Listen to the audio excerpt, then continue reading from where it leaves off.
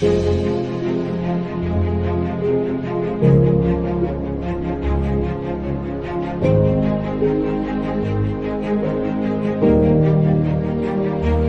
هو عبارة عن روبوت سيارة تعمل على البلوتوث عن طريق برنامج على الأندرويد.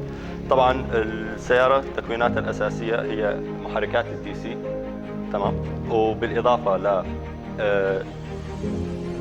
إدارة القيادة اللي بتعمل على 12 فولت، تمام.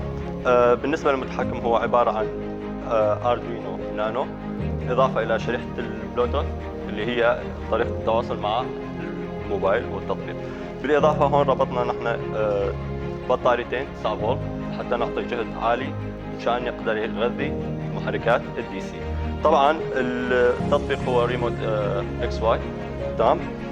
هو اللي عن طريقه نقدر نتحكم بالمحركات. نجربها. طبعا في عنا هون عن طريق التطبيق